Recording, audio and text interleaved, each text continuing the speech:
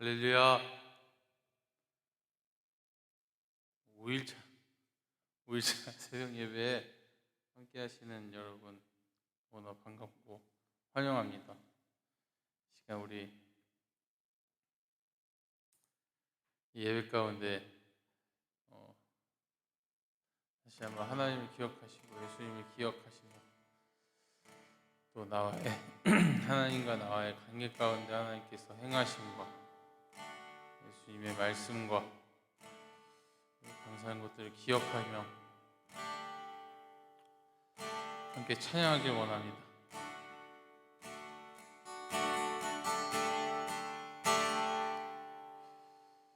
예수님은 누구신가? 우는 자의 위로와 는 자의 풍성이며 전한 자의 높음과 갇힌 자의 노임되고 우리 기쁨 되시네. 예수님은 누구신가?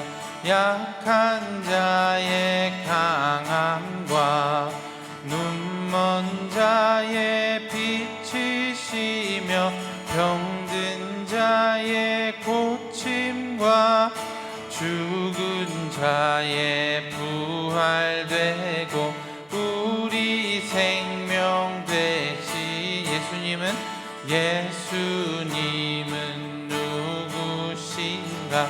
주한 자의 정함과 죽은 자의 생명이며 죄인들의 중보와 멸망자의 구원되고 우리 평화 되시. 예수님은 누구신가? 님은 누구신가?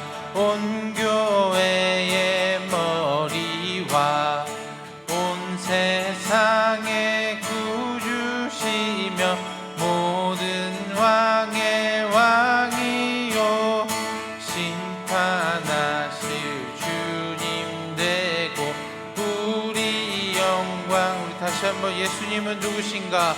예수님은 온 교회의 머리와 외의 머리와 온 세상의 구주시며 모든 왕의 왕이요 심판하실 주님 되고 우리 영광. 우리 다시 한번 처음부터 고백합시다. 예수님은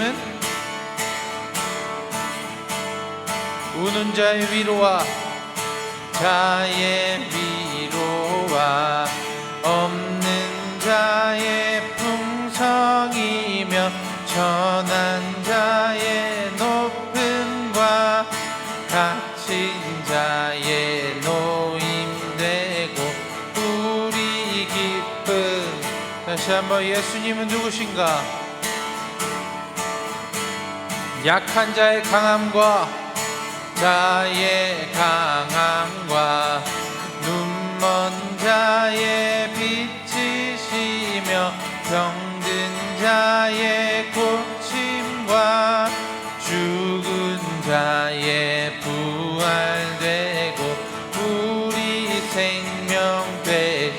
다시 한번 예수님은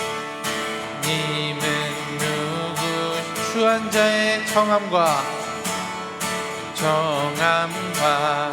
죽은 자의 생명이며 죄인들의 중보와 멸망자의 구원되고 우리 평화 되시. 예수님은 누구신가? 온 교회의 머리와 온 세상의 구주시며 모든 왕의 왕이요 심판하실 주님 되고 우리 영광. 다시 한번 예수님은 누구신가? 온 교회의 머리와 회의 머리와 온 세상의 구주시며 모든 왕의 왕이요 심판하실 주님 되고 우리 병과 되시네. 할렐루야.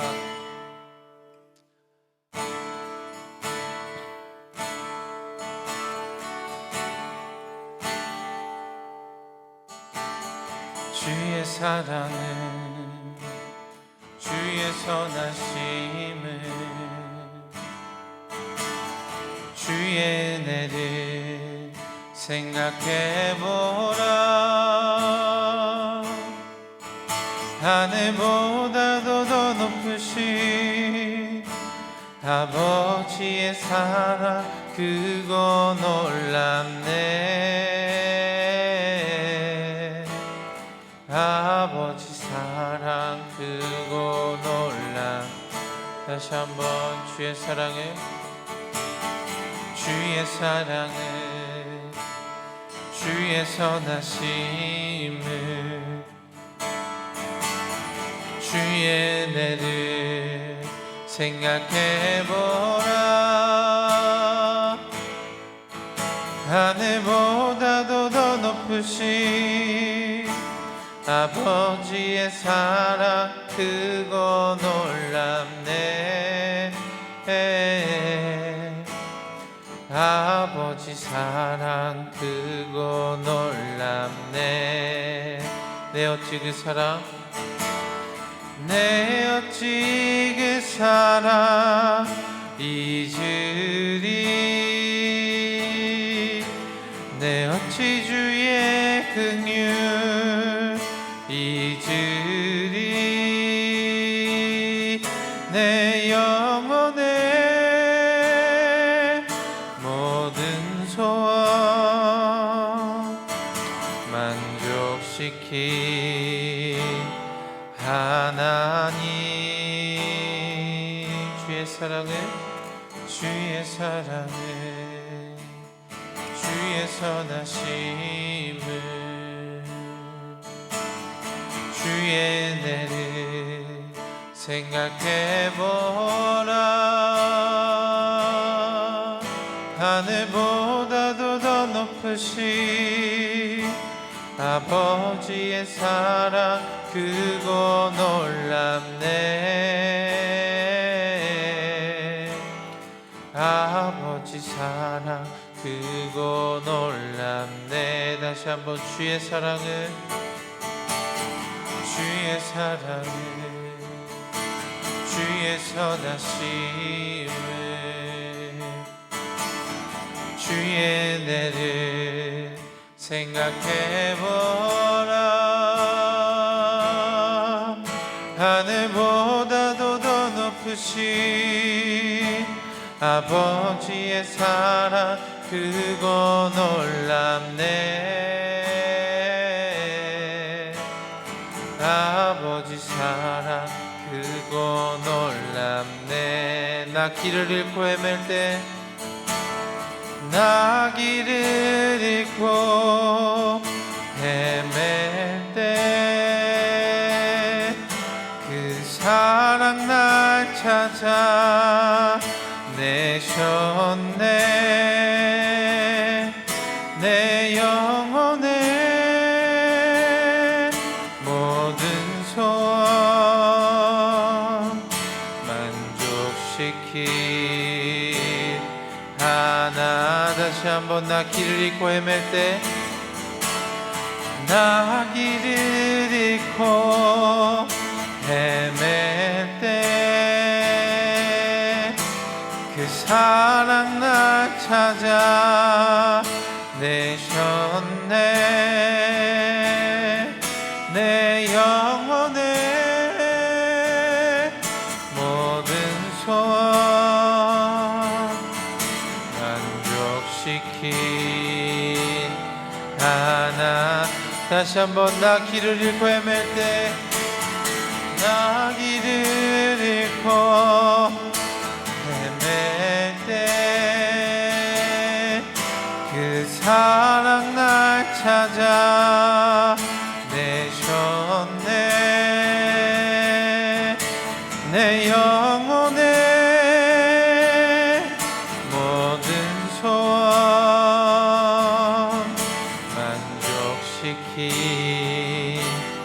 하나님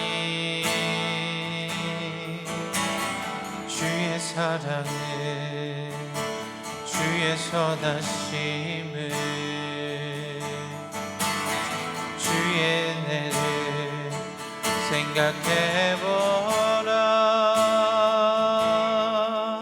하늘보다도 더 높으신 아버지의 사랑 크고 놀랍네. 아버지 사랑 크고 놀랍네. 다시 한번 주의 사랑을 주의 사랑을 주의 선하심을 주의 은혜를 생각해보라. 하늘보다도 더 높으신 아버지의 사랑 크고 놀랍네. 아버지 사랑 크고 놀랍.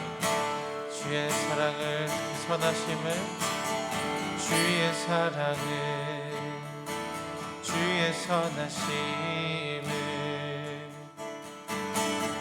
주의 은혜를 생각해보라.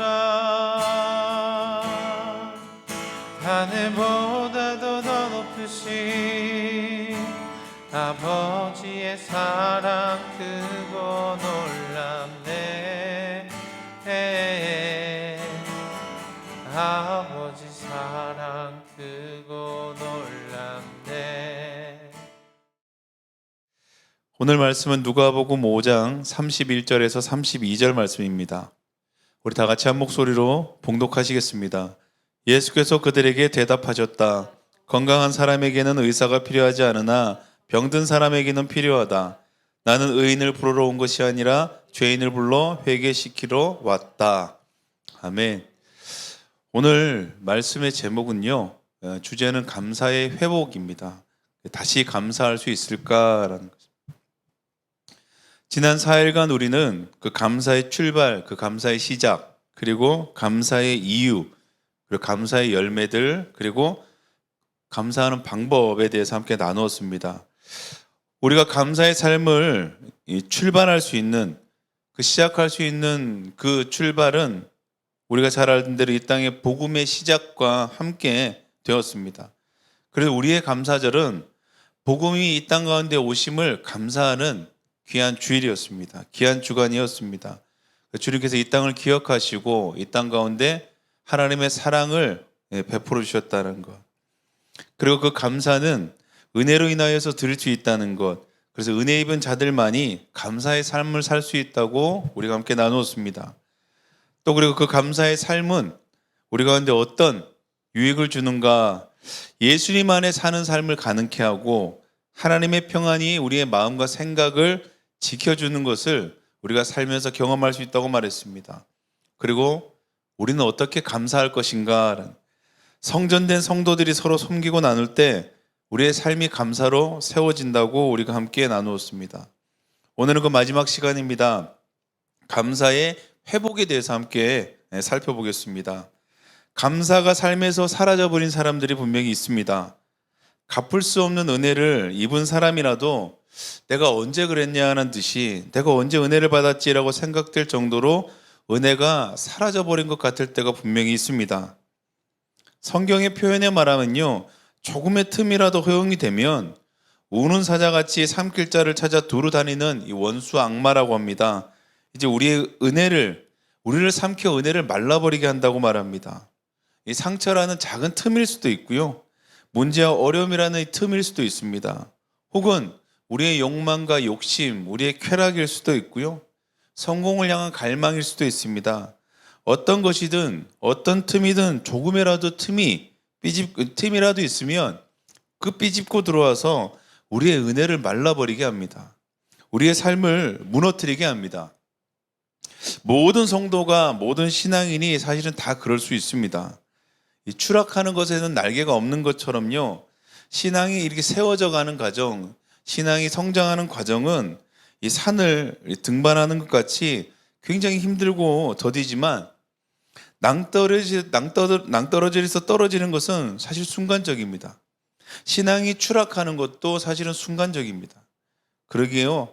이 믿음을 과신하고 신앙을 자랑하는 것이 얼마나 어리석은지 모르겠습니다. 또한 그 신앙, 믿음에 위축되는 것도 사실은 또 어리석은 일입니다. 언제나 우리는 그 교만함을 경계해야 되고 감사함을 매일매일 사용하는 삶을 살아야 하는데도 감사가 사라져 버렸을 때 우리는 어떻게 해야 할까라는 거예요. 우리가 살아가는 우리 인생에서도요, 건강한 사람도 병에 걸릴 수가 있습니다. 꼭 이 심각한 질병으로 인해서 위험한 순간을 사실 겪을 수도 있습니다. 허약하거나 체력이 약한 사람만 그 병에 걸리진 않는다라는 거예요. 그래서 우리가 아프면, 병에 걸리면 병원을 찾아갑니다. 그리고 의사와 의료진의 도움을 받습니다. 그리고 그렇게 치료를 받고 처방을 받아야 우리가 회복이 된다는.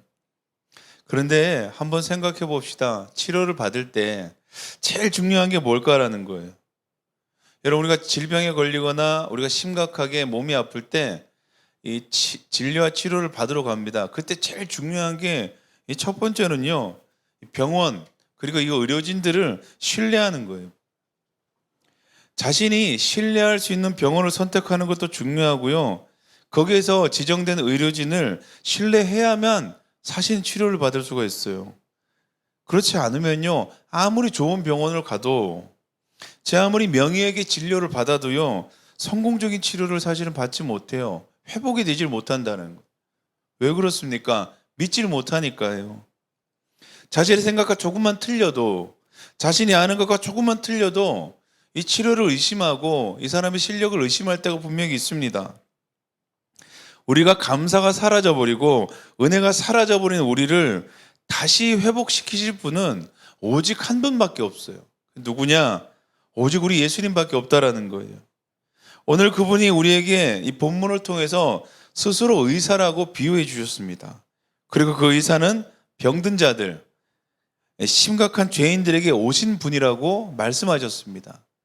그래도 예수님이 우리 가운데 오신다는 것, 우리 가운데 오셨다는 것은 우리 스스로가 죄인이고 우리 스스로가 병들었다는 것을 우리가 깨닫는 것, 오직 그분만이 우리를 고칠 수 있다는 것을 인정하는 사람들, 그 사람들에게 하나님은 치유와 회복을 허락하셨다. 오늘 이 본문에 내가 의사라고 말했던 예수님, 왜 그렇게 그들에게 얘기했느냐? 바리새인들과 율법학자들이 예수님이 세리와 창녀들과 어울리는 것을 이해할 수 없어 책망했을 때 하셨던 말입니다. 그들은 스스로 병들었다 생각하지 않았고 그들은 스스로 온전하다고 생각했습니다. 그래서 온전한 사람은 온전한 사람 찾듯 예수님도 온전한 사람이기에 자기들과 같이 교제하자고 했습니다. 그런데 예수님은 언제나 저 세리들과 창녀들과 그 당시 공식적으로 죄인이라고 말한 사람들과 함께 어울리기 시작했을 때에 그들은 불만이 있었습니다. 그래서 예수님을 책망했을 때 하셨던 오늘 말씀, 나는 의사, 병든 자에게 필요한 의사. 그래서 오늘 주님이 우리 가운데 오셨다. 주님이 우리 심령의 마음을 문을 두드리실 때 우리는 분명히 알아야 합니다. 그분이 회복과 치료를 위해 우리 가운데 오셨고 우리는 오직 그분으로 인하여서 고침받을 수 있다라는 것입니다. 오늘 회복이 되고 싶고 감사가 회복되고 싶고 내가 회복되실 소망하시는 분들은 우리를 회복하실 그 예수님을 온전히 신뢰해야 합니다. 그분만이 고칠 수 있음을 우리가 인정해야 된다는 거예요. 그리고 두 번째는요, 정말 중요합니다. 그 의사가 시키는 대로 해야 됩니다. 나이 드신 분들이 병원에 가서 제일 많이 듣는 얘기들이 있습니다. 병원에서 처방받는 약만 복용하라는 것입니다. 다른 곳에서 지금 이 질병에 좋다고 하는 건강보조제나 확인되지 않는 약제들을 절대 복용하지 말고 이 병원에서만 처방하는 약만 그 용법에 맞게 드시라고 신신당부합니다. 왜 그랬습니까? 다른 사람 얘기를 너무 많이 듣는다는 거예요. 다른 정보를 너무 많이 신뢰하고 있다는 거예요. 그래서 그 병원에서 처방받는 약도 먹지만 다른 것들도 수시로 복용합니다. 그러면 효과가 없다라는 거예요. 병원에서 의사에게 치료받기 시작했다면 그 의사의 처방 지시만 들어야 된다는 거예요. 다른 것을 들으면 치료가 되지 않습니다. 은혜의 회복도 감사의 회복도 마찬가지입니다. 예수님의 가르침에 따라야 합니다. 다른 이들의 말에 귀를 기울일 필요가 없습니다. 성경의 말씀대로 온전히 따라가면 반드시 회복은 일어난다고 성경은 말하고 있습니다. 마음이 어렵고 신앙의 바닥을 칠 때 사람들은 여기저기 사람들을 찾아다니고 하소연하기도 합니다. 신앙을 상담하기도 하지만 그때는 우리의 마음이 풀어지는 것 같지만 결국은 아무 소용이 없습니다. 왜냐하면 회복은 사람들에게서 나오지 않기 때문입니다. 디모데전서 6장 3절에서 5절은 분명히 말하고 있습니다. 누구든지 다른 교훈을 하며 바른 말 곧 우리 주 예수 그리스도의 말씀과 경건에 관한 교훈을 따르지 아니하면 그는 교만하여 아무것도 알지 못하고 변론과 언쟁을 좋아하는 자니 이로써 투기와 분쟁과 비방과 악한 생각이나 마음이 부패하여지고 진리를 잃어버려 경건의 이익의 방도로 생각하는 자들의 다툼이 일어나느니라. 이렇게 다른 교훈을 따르면 예수 그리스도의 교훈을 따를 수 없다고 성경이 분명히 말하고 있습니다. 우리에게는 성경이 있습니다. 거기에는 하나님의 사랑이 있고요, 예수님의 가르침이 있고요, 성령의 인도하심이 있습니다. 추수감사 새벽예배 5일째입니다. 감사의 이유와 감사의 열매와 감사의 방법을 알고도 마음이 무너져서 아무것도 할 수 없는 하나님의 사람들이 있다면 감사의 회복에 이르는 길은, 우리를 회복하실 분은 오직 한 분, 예수님, 그분밖에 없으며 그분을 신뢰하고 오늘 말씀 가운데 인도하시는 걸음을 붙드는 시간이 되기를 간절히 소망합니다. 감사 주간에 그 은혜가 다시금 감사의 삶으로 시작되는 그 첫걸음이 되기를 간절히 축원합니다.